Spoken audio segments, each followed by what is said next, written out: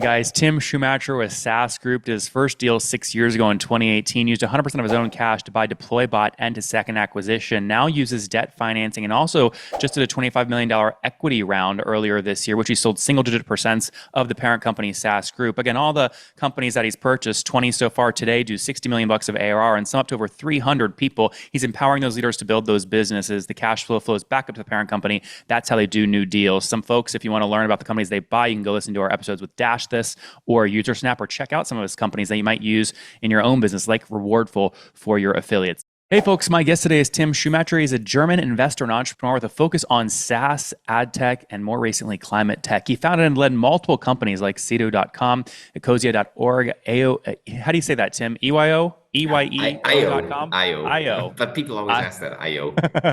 IO.com. Wordplay on I/O, input, output. So, yeah. Oh, got it. IO.com, worldfund.vc, and also, I imagine the way most of you guys know him is SaaSGroup. They're buying up SaaS companies, 1 to 10 million bucks in revenue. We're going to jump into all of it today. Tim, you ready to take us to the top? Yeah, I am. Thanks for having me. You bet. Let's put SaaSGroup in perspective. Just on a timeline to start, and then we'll dive into sort of what you're doing actively today. When did you guys close your first deal? What year? First deal was 6 years ago, 2018. It was deploybot.com. Deploybot.com. Okay. And one of the questions that I always get, there's founders that exit, they go, what am I gonna do with my life? And a lot of them want to go into the sort of like venture studio. Maybe they want to launch their own search fund, or they want to do sort of what you're doing.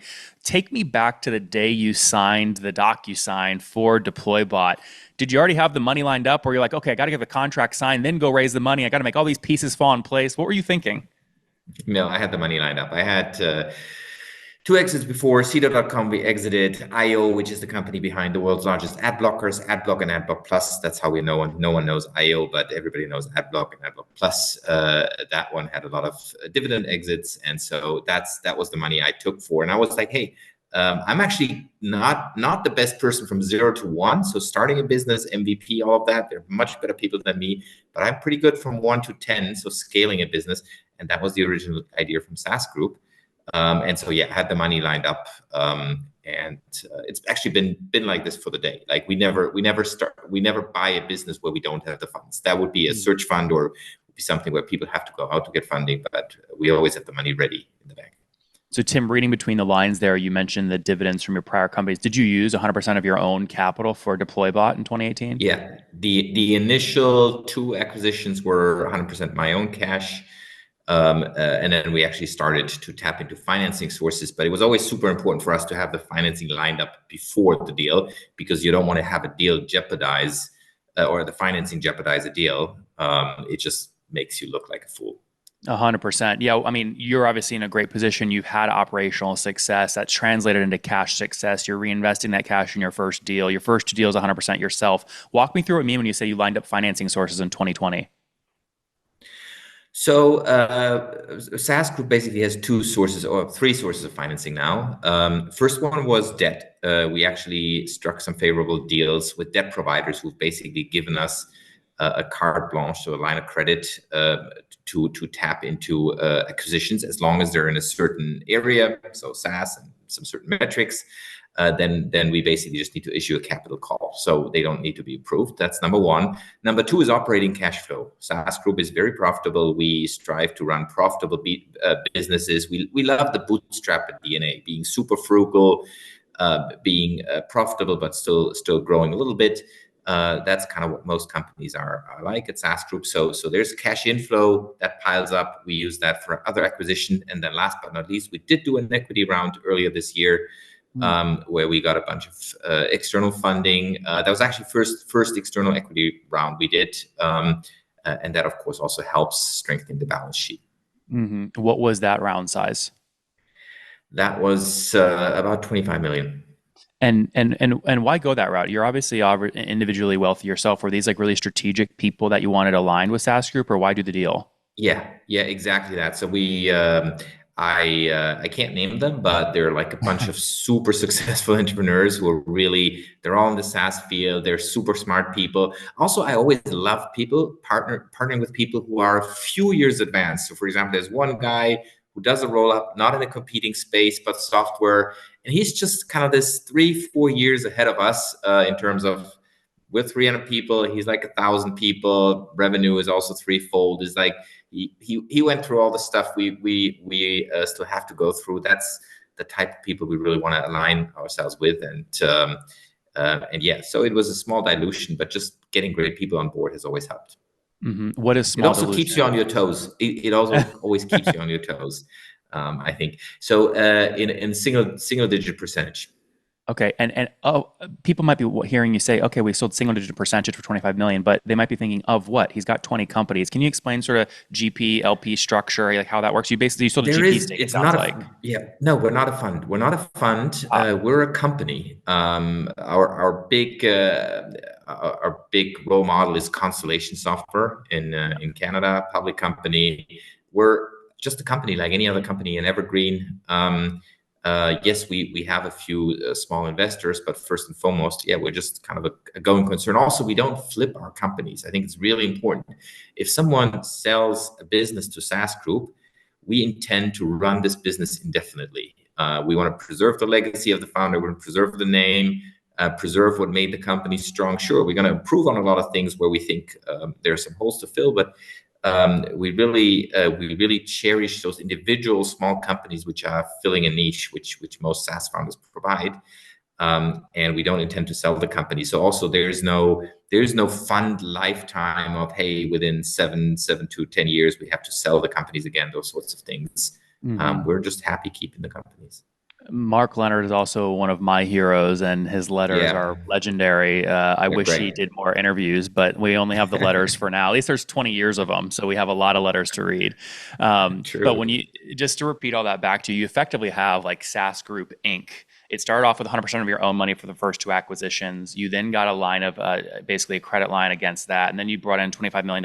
It sounds like this was actually sort of a bunch of LPs that you respect, sort of a party round you put together. This wasn't some big fund that by themselves stroked a $25 million check. I know there was one lead, but there Okay. were mainly a lot of individuals Okay. And in then you addition mentioned to the that last lead. source of But one financing, fund which was leading is, it. yeah, you mentioned the last source of funding, which is the best source of funding, is obviously your own profits. You mentioned the Yeah. company's profitable. You recently mentioned on another episode you had about 20 businesses doing about 60 million, 60 of ARR, 300 people total. Are those all accurate? Yeah, that's still accurate. And so in 2023, you mentioned profitability. How much sort of operating cash flow flowed back up to SaaS Group, the parent co, from all the companies? Or a percent if you I can't mean, give a number.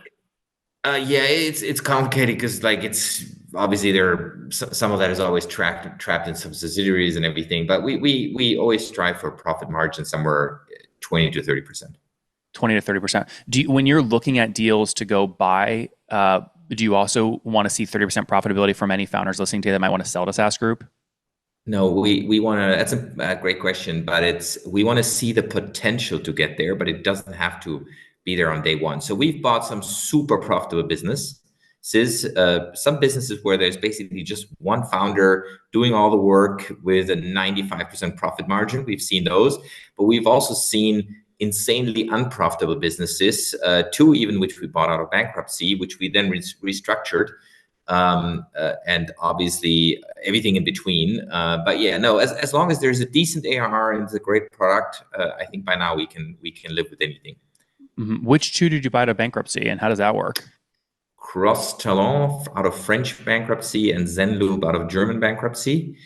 Well, it usually works that there's an administrator in the US. It's Chapter 11. In Germany, France, other European countries have similar types, and then there's an administrator, and that person is charged for selling off the assets, and then you just negotiate it with that person, not with the founder. It's obviously a very different style, a lot more formalities, but it's great because you preserve a company, preserve a team. It has its own challenges, but it's a worthwhile exercise, and in both cases it worked really well. We have in one case, the founder is still operating it, Cross Talon. In the other case, we found a new management. And in both cases, the companies are super strong now. They're profitable, they're growing again, and they're building on the product. They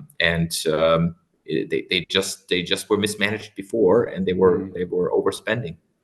In It was January of pretty simple. 2020, Yeah, in January of 2023, the CEO of Zenloop, when being quoted about the liquidation process, said, "quote We were not able to get the required approval in a short amount of time. Unfortunately, that can happen with a large group of more than 40 Yeah. shareholders." So, a couple quick questions here. I know Dirk leads your originations, but do you have any databases you look for to get notified when things go into bankruptcy like this, or is it really just you and Dirk picking up the phones, calling people? Yeah, we're not sophisticated yet when it comes to monitoring bankruptcies. Also, we have to admit bankruptcies are pretty rare in SaaS because if you manage the SaaS well, it's almost impossible to get it into bankruptcy. It usually only happens if there's a VC pouring in too much money, founders go crazy, the environment tanks. That's exactly what happened in those two cases. And yeah, the founder said that he couldn't secure the funding, but also the fact is he just spent a little too much, and so Mm-hmm. that is essentially what then happens. But other than that, it's very rare to see SaaS companies go bankrupt. Different Yep. to e-commerce companies, for example. It's much easier to get an e-commerce company bankrupt than a SaaS company. Hey, folks, if we haven't met yet, my name is Nathan Latka. I launched and sold my first software company back in 2015 and went on to write a book about it, which you guys made a Wall Street Journal bestseller, purchasing over 30,000 copies. Thank you so much for that. After the book, I launched this show and went on to create founderpath.com. I raised a large fund to do non-dilutive deals with B2B software founders. So far, we've invested in over 400 software founders, totaling $150 million. Here in 2024, we're doing 3 to 4 new deals per week. So if you're looking for capital and don't want to give up equity, go sign up at founderpath.com for free to get your offer. All right, let's jump into the interview. So Zenloop, just stay on that for the sake of an example. I think this is educational for the audience. Nada put in 4.8 million euros in 2019. Signals put in 6.1 in 2020. So about 10 million raised at that company. Just to be clear, when you go in, this is going through bankruptcy, all the equity gets wiped out, right? Yeah, and they only got a dime on the dollar. Yeah. So they don't like SaaSGroup now owns Zenloop, but if you look at Zenloop's sort of subsidiary cap table, it says 100% owned by SaaSGroup. You don't have all the old people still having a small slug on there or something, do you? Yeah, pretty much. Okay. Okay. All right. So that's the bankruptcy route. Other deals you've done, some of them actually, we've had on the show. So I remember we had Dash this on back in 2022, 2023. Those Oh, folks you did? Okay, cool.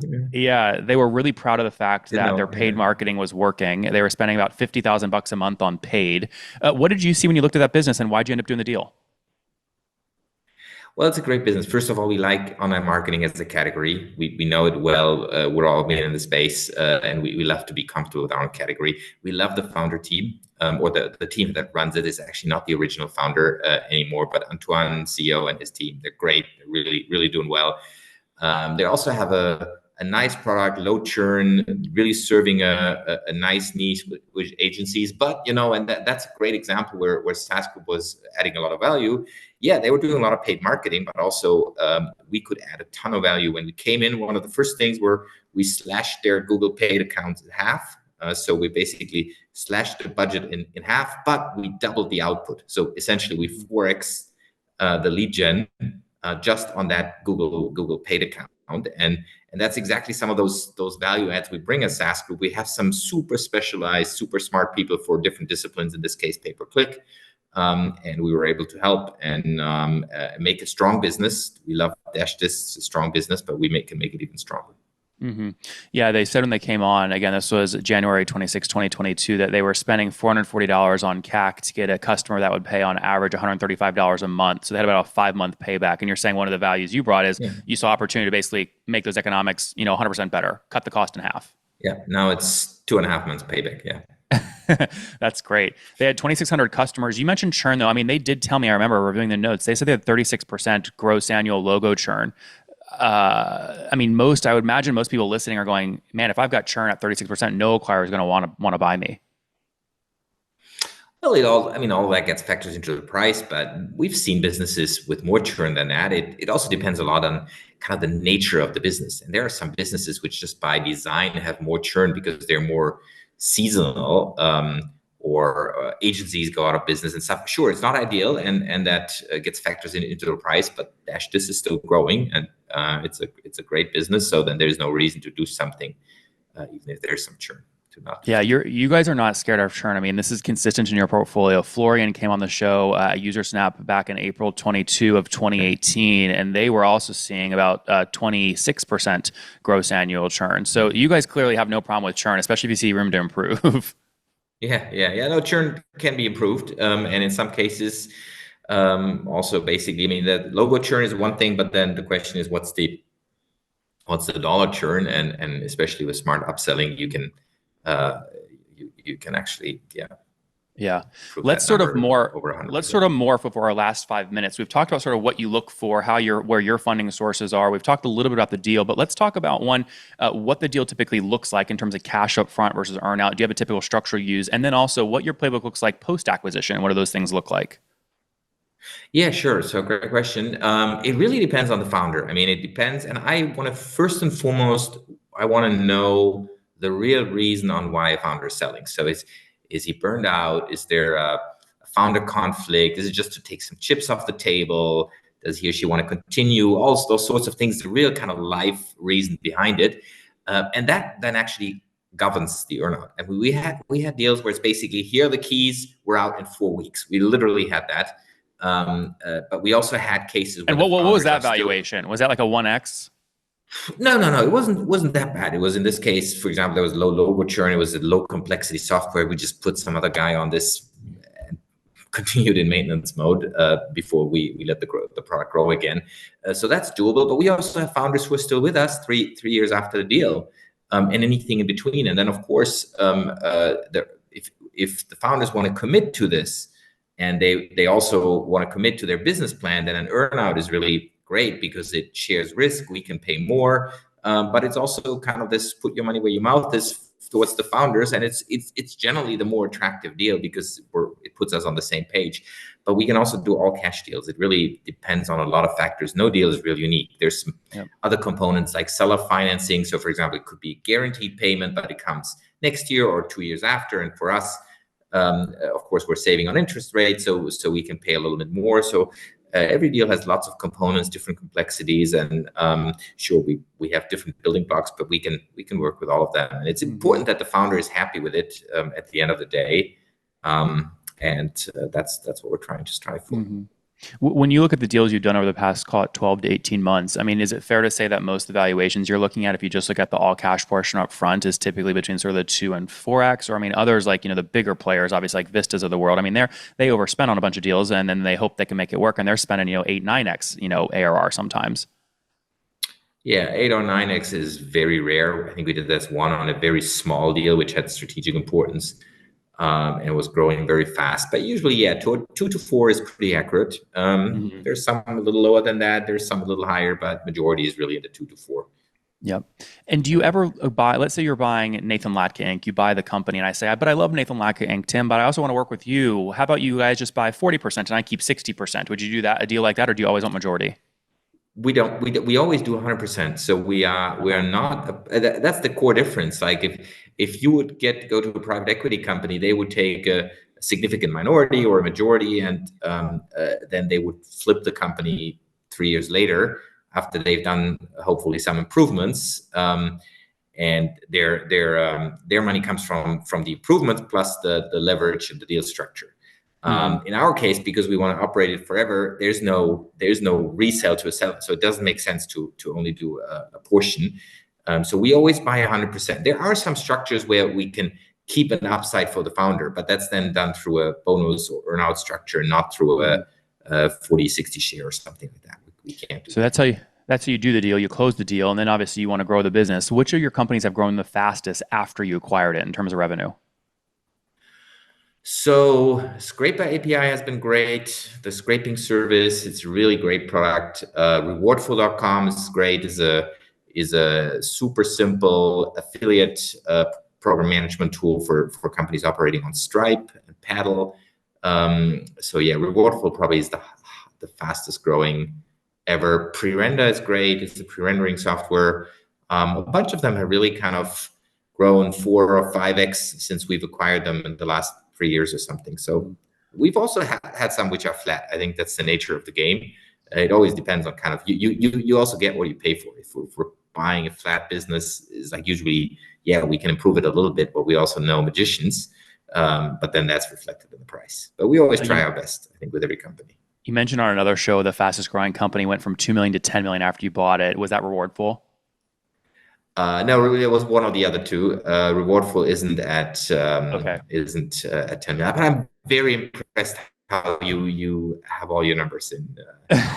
It's I like like this is that. really impressive. You interview them all, but then you put the strings together. It's like it's amazing, Nathan. Thanks, Tim. I appreciate that. No, the data is, I think, valuable to the audience, and I appreciate you being open and transparent. So, I guess as we move towards sort of wrapping up, today when you're doing deals, let's say it's a $10 million deal. What are you typically? I mean, using the debt line that you have raised, I mean, are you typically putting in like 50-50 your own equity plus debt, or what ratios can you do with that line?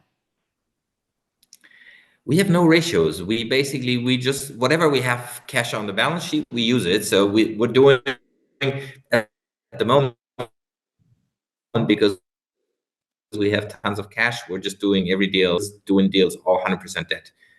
So Yeah. we're not because we're not putting things into SPVs or special purpose vehicle. We're not a PE company. We're really just always investing from our own balance sheet, and in some cases it's equity, and in some cases it's debt. Uh, but it always comes from our own balance sheet. Mm-hmm. Tim, that's useful. That's useful information. Before, guys, if you want to check out SaaS, you can go to saas.group. But Tim, before we wrap up with the famous five, anywhere else people can find you online if they want to connect? Yeah, SaaSGroup is a good start. My email as well, Tim at SaaSGroup, super easy. LinkedIn, of course. And yeah, that's pretty much it. Tim, on that note, let's wrap up famous five rapid fire. Number one, favorite business book? I'm reading Humanocracy at the moment. I wouldn't say it's favorite yet, but I'm halfway through, and it really reminds me of the structures we're using at SaaSGroup about a non-bureaucratic, autonomous way of for large companies to run. So I think it's going to be one of my favorites. Number two, besides a portfolio company, is there a CEO you're following or studying today? I think you mentioned the one Mark Leonard. I think is one for SaaSGroup, which I'm really following. Number three, besides your own portfolio company, what's an online tool that you spend just a lot of money on every month? An online tool we spend a lot of money on. Let me see. Well, I mean, the usual hosting suspects, Gmail, the whole Google suite. I mean, we run on Google, and that it's costing more and more, but let's admit it's also a great tool. So Yeah. Number four, how many hours of sleep do you get every night?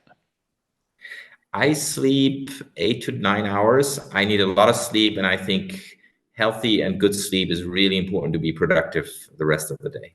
Certainly agree. And what's your situation, Tim? Married, single, kids? Yeah, I have a family. Married. Okay. How many kids you got running around? Are they young or you're an empty nester? I have 2 kids, 2 sons running around. That's great. And how old are you? They are 11 No, and you. 16. Oh, Yeah, Tim, your age. me, I help the kids. Me, I'm 47. I know I ask aggressive questions, but I think that's a step too Sorry? far asking your kids' ages, But you're And I have 47.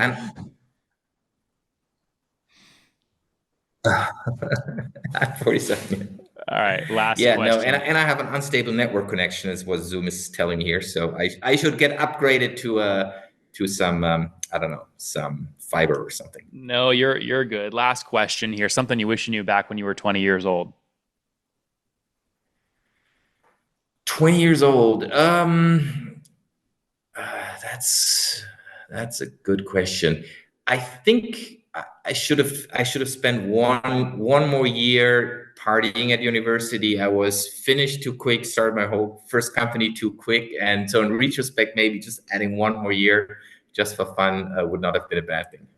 Guys, Tim Schumacher with SaaSGroup did his first deal 6 years ago in 2018, used 100% of his own cash to buy DeployBot and to second acquisition, now uses debt financing, and also just did a $25 million equity round earlier this year, which he sold single-digit percents of the parent company SaaSGroup. Again, all the companies that he's purchased, 20 so far today, do 60 million bucks of ARR and some up to over 300 people. He's empowering those leaders to build those businesses. The cash flow flows back up to the parent company. That's how they do new deals. Some folks, if you want to learn about the companies they buy, you can go listen to our episodes with Dash This or UserSnap, or check out some of his companies that you might use in your own business, like Rewardful for your affiliates. Tim, thanks for taking us to the top.